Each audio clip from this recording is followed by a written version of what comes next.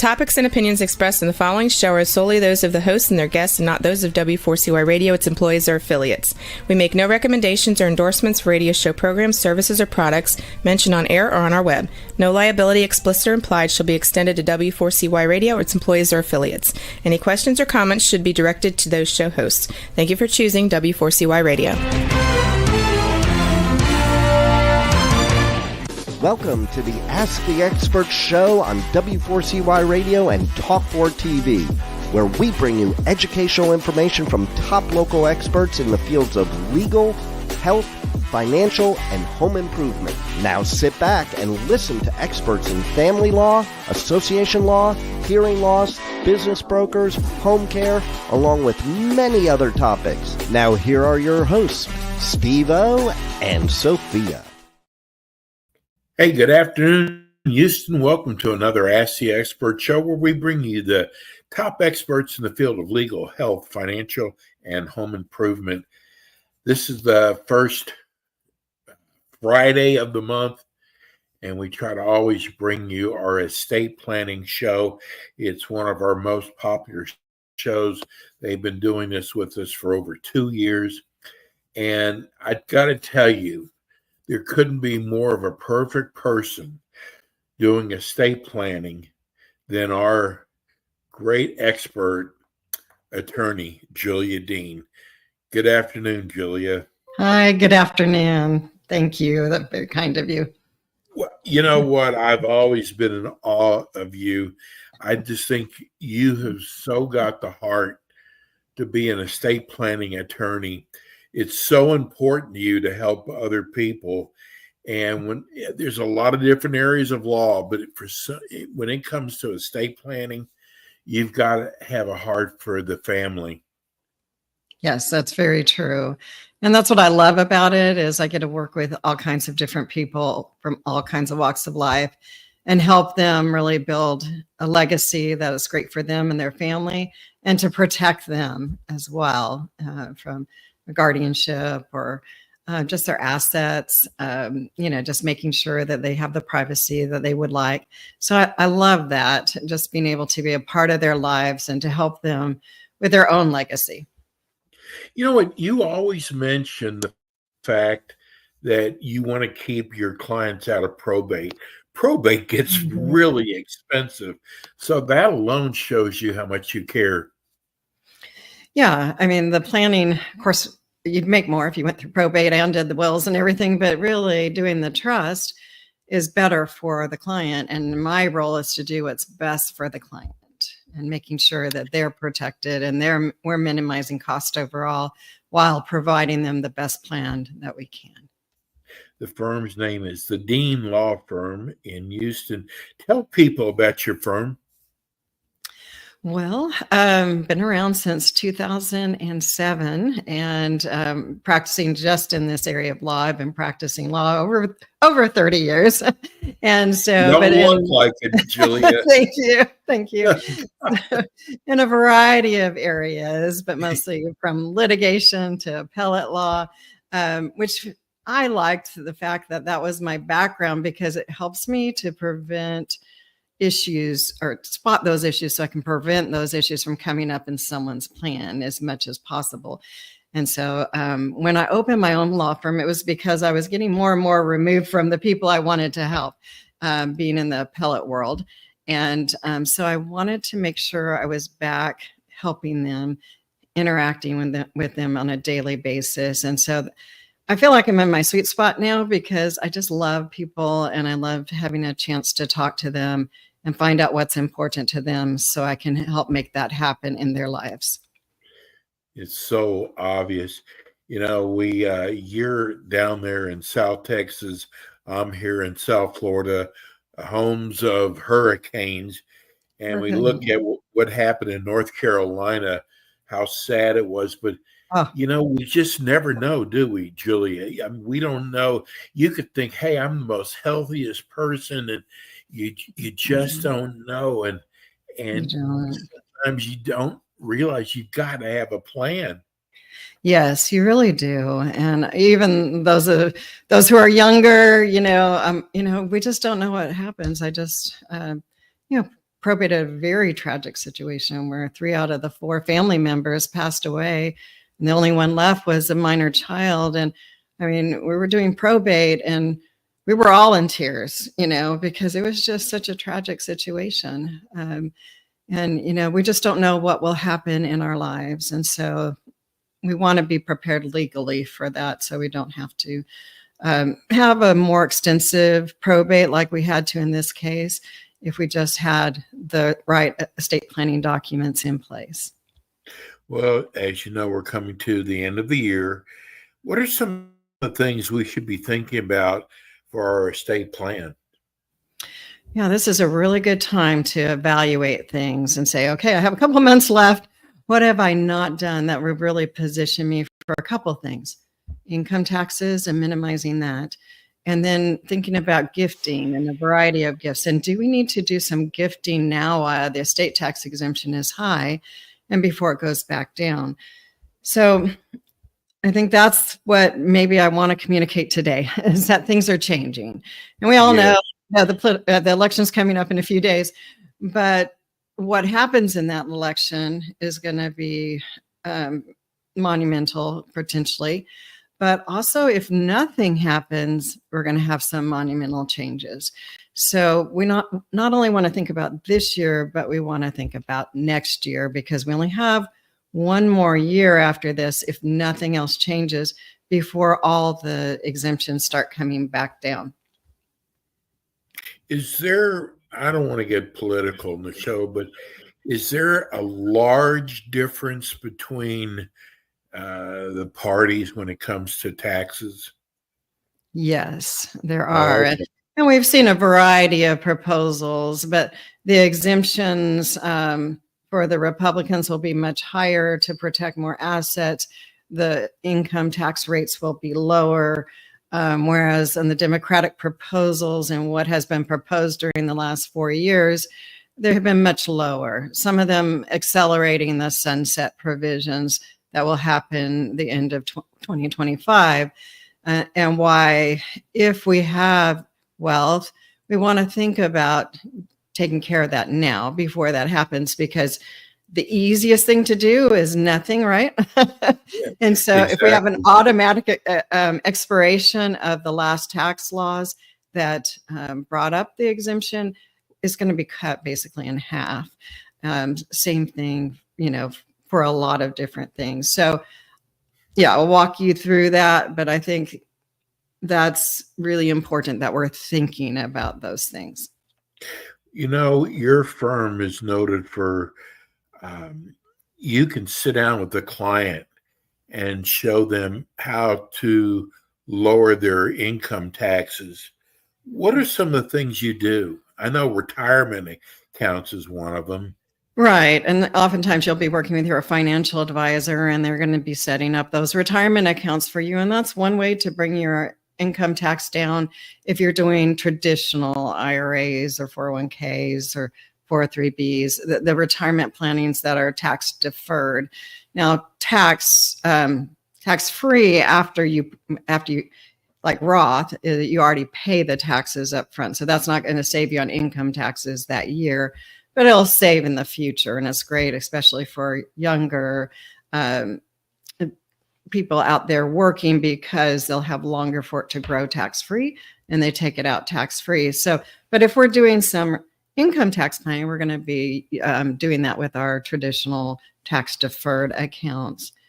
Now, there's some other ones that not a lot of people think about. And if you are 70 and a half or above, you can take out qualified charitable distributions up to $100,000, and it's taken directly from your IRA, and it goes to the charity. Now, it doesn't come through you, because that would not qualify it, but it go directly from your IRA to your charity that you want, as long as they're a public charity, or a qualified charity. So you have to be over that age, 70 and a half. And that amount that you transfer counts towards your required minimum distribution. And for those who are at that age, they know that's the amount the government will force out and require you to pay taxes on every year, based on your remaining life expectancy. So if you don't need the money or you don't need all of it and you want to gift to charity, that's a great way for income taxes to bring down the amount that you're getting taxed on and benefit your charity. Now, you can also set up some other charitable trust or charitable funds. One fund would be the donor advised fund, and you can set that up. And let's say you have a big income tax year and you want to put in more into that account, but you're not quite ready to give it out to the charities and you want to kind of manage it over time and research those charities. You can put it in the donor advised fund and you would get the tax deduction this year. And then you could still figure out where you want the charitable deductions or charitable gifts to be given to the different charities. And then, of course, we can do charitable giving in trust. And there's a lot of uses why we might do it in trust. But one is in the primary, I think, for a lot of people when they're giving to charity, but they don't want to give everything to charity. They still want to give a benefit to their loved ones, too. We can set up trusts, charitable trusts that give income streams to our loved ones or even to ourselves, and then the rest to charity. Or we can flip that and give it to charity for a certain number of years, 20 years or whatever. And then the remainder goes to our loved ones. And we can use this for some tax planning purposes and wealth transfer purposes too. Your firm handles all that, right? Yes, we do. Mm-hmm. And I know, Julia, customer service is so important to you. Excuse me. Do you, it is. Do you actually notify your clients every year or every 2 years? What we do is we'll notify them when the laws change that might affect them. And we also have continuing seminars for our trust clients to come in and to learn about their trust. And it's also a great time to update them. And we have annual meetings with them that are part of our client maintenance program to have that regular checkup with them and to make sure if there are law changes that affect them in particular that we're talking about that. Do we need to do something else? Do we need to tweak something? Or are they still good? Because we try to do a lot of our planning that is very flexible. So like if the tax laws amounts change, that still the trust they have would be good because we haven't done it based on a dollar amount. We've done it based on a formula or whatever that would allow us to put in as much as we can and minimize the tax as much as possible. You had mentioned before that some tax laws will be changing in about a year from now. Yes. Can you explain how this might impact our listeners? Yes. So the 2017 Tax Cuts and Jobs Acts that was passed will automatically sunset almost all of their provisions at the end of 2025. So January 1st, 2026, we revert back to what the laws were prior to those 2017 tax law changes. And what that means to us is our income taxes will go higher, all tax rates basically, and every level of taxation will increase by 1% to 4% more. So now we need to be thinking more about the income tax consequences. Standard deduction rates will basically be cut back in half unless they do something about that. And then our estate and death tax exemptions and gift tax exemptions will be basically cut in half too. So in that 2017 law, it increased the exemption, which is the amount that we can cover without having to pay any death taxes or for gifting any gift tax, to 10 million plus inflation. So this year we're at 13.61 million.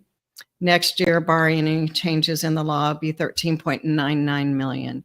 We can double that for married couples. And so this gives us a strategic opportunity to get some assets out of our estate now before it reverts back January 1st, 2026. So we have just a little over a year to what it was before, which was 5 million plus inflation. So we may end up at about 7 million or so. So, people don't think about that their estate includes even their life insurance, even term life insurance. That's going to be included as part of what the IRS sees as their gross estate. And so they may have more than they really think they do, and what is that business worth?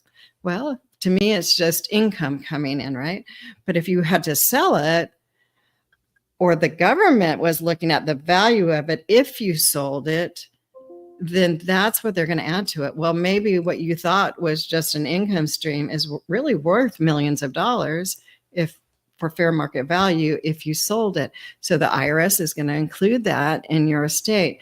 So a lot of people have a much higher estate than they think they do. And that's, I think, part of the shock when they come in and they start planning is like, whoa, I have more than I thought.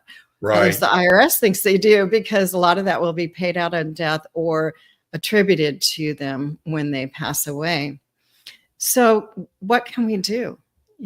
It's a great opportunity while the exemption is high before it's low to start a gifting program.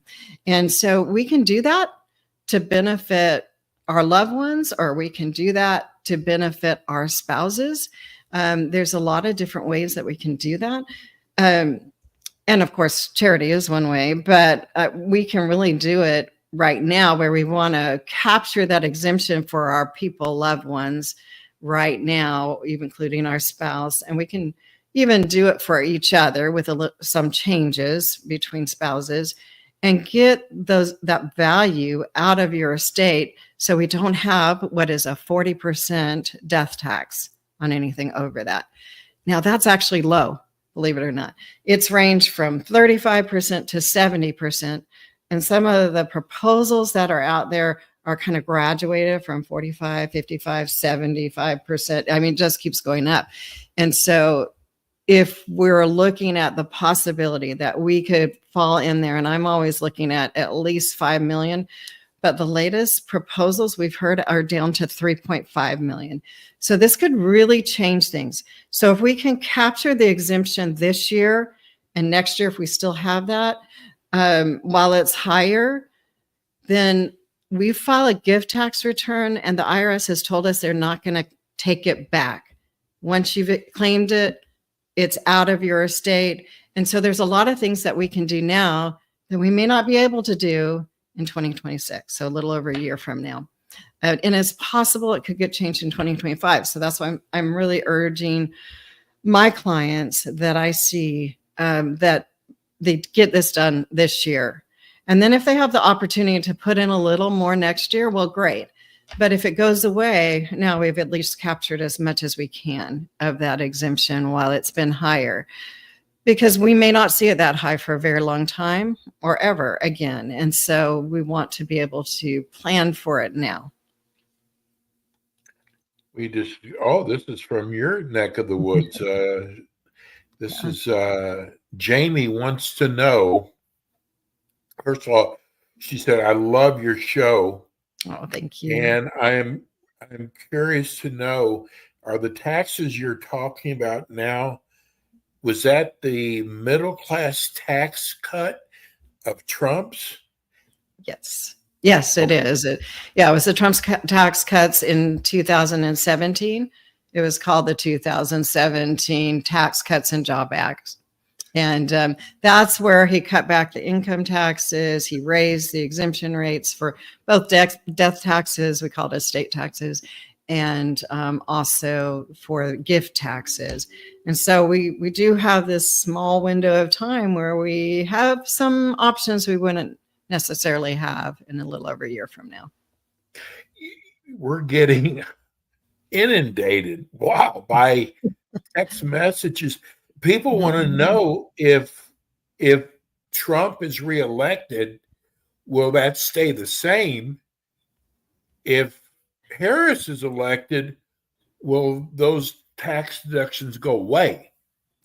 So Harris has said that she would want this to expire and perhaps accelerate it with some exceptions, in that she wanted certain tax credits, and that she wants the tax rates raised.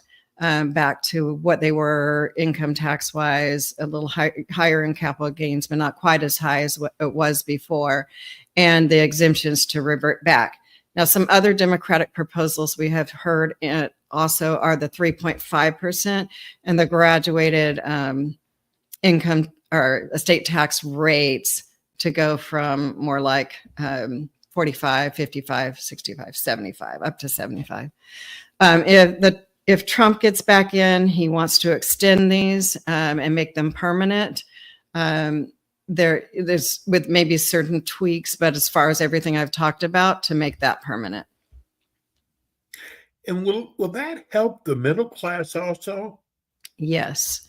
Okay. So all of these, especially the income tax rates, what I think does not get communicated very much in the media is that it really helped all brackets. That's what people want to know. Yes, it's between 1% and 4%. So the 1% was like the lowest tax rates, and then it kind of graduated up.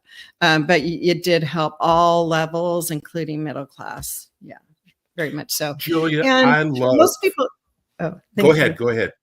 Oh, most people don't think about the estate tax exemptions, but it affects middle class families as well, especially those I find younger families with a house and a retirement account. It may not be huge, but then they have a lot of life insurance because they're planning for the future. And that adds to their estate. So a lot of times bringing this down can really cause an issue for middle class people, because of the life insurance being included in that. Well, I want to save the best question for last. We're going to talk about your baby. Your baby being the Dean law firm. Oh, yeah, I've got lots of cute grandbabies too. Yeah, right. Yeah. So you get people who come to your office who've spent time with other estate planning law firms in Houston. Mm-hmm. Tell people the difference between the Dean law firm and other firms in the Houston area.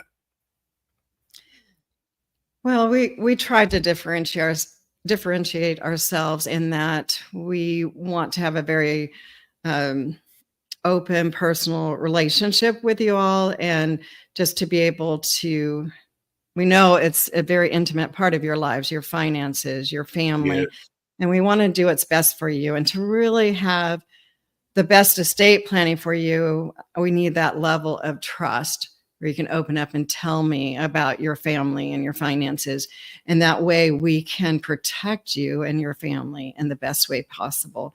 And I want to anticipate the issues. So some people say, well, we have this issue in our family. Well, I need to know that, and I want to know that so I can help prevent a problem if at all possible, or minimize the possibility that will blow up after you pass away. Because oftentimes that happens when I call him the rock of the family, and they pass away, and then everyone just goes after each other, and the family falls apart, and it's devastating. And if we can set up your plan where even if the rock passes away, that now you've got a strong family and it's not affecting it because of how you set up your plan, well, that's an amazing gift that you can give your loved ones. And so I want to do that for you. And we treat all our clients like they were our own family, and how we would want to be treated, how we would want our family to be treated.